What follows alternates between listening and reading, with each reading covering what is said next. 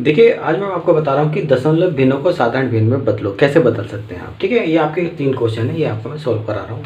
ठीक है, आप देखिएगा, इसमें फर्स्ट क्वेश्चन है आपका 0.3333 और ये डैश लग रहा है आपका। ठीक है, इसे कैसे सॉल्व करेंगे, यानी कि साधारण भिन्न में कैसे बदलेंगे। ठीक है, ये बदलना बहुत आसान होता है। ठीक है, देखिए कैसे बदलते हैं।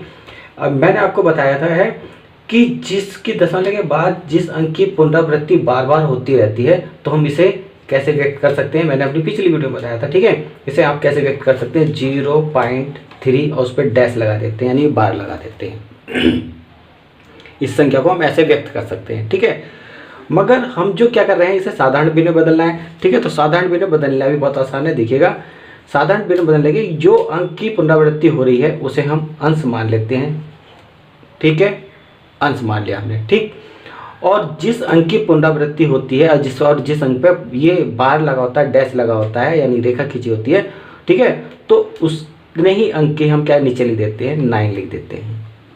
ठीक है, यानी कि 10 में से 1 कम करके आपको 9 लिखना है, आपको 9 लिख देते हैं। ठीक है, मान लीजिएगा, देखिएगा, अगर मान लीजिएगा आपकी ये संख्या होती तो आप इसे दशमलव को ख़त्म करने के लिए आप 1 अंक बढ़ा के 10 करते नहीं करते।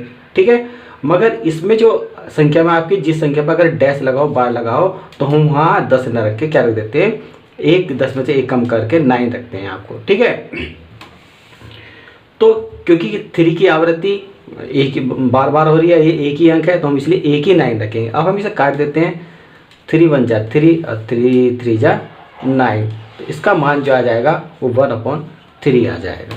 ठीक है, देखिए साधारण भिन्न में बदली गई है आपकी संख्या। अब देखिए सेकंड क्वेश्चन है आपका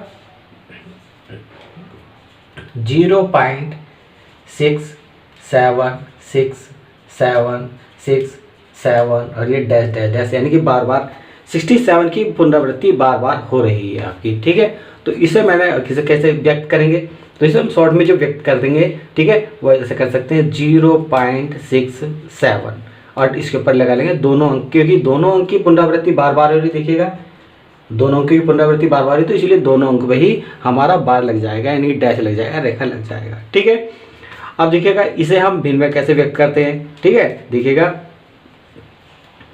तो जो अंक है आपका उसे अंश ऐसे ही बना लीजिएगा, आपका बन गया। ठीक है, अब देखिएगा इसमें कितने अंक की पुनरावृत्ति हो रही है, 2 अंक है, 6 और 7 की पुनरावृत्ति हो रही है। ठीक है, तो हम इसमें जैसे हमने इसमें 3 की पुनरावृत्ति हुई थी तो हमने 9 रख दिया था। ठीक है, 1 थी तो 1 9 रखा था, क्योंकि यहाँ 2 अंक 6 और 7 की पुनरावृत्ति बार बार हो रही है, तो इसलिए हम कितने 9 रख देंगे, यहाँ 2 9 रख देंगे, यानी कि 99 रख देंगे।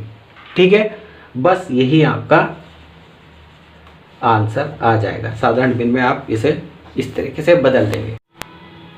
देखिएगा थर्ड, देखिएगा आप,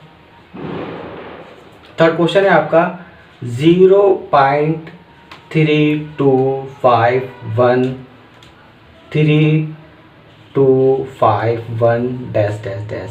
ठीक है, ये है आपका। देखिएगा इस क्वेश्चन में जो आपकी 3251 की, यानी कि इनकी पुनरावृत्ति बार बार हो रही है आपकी।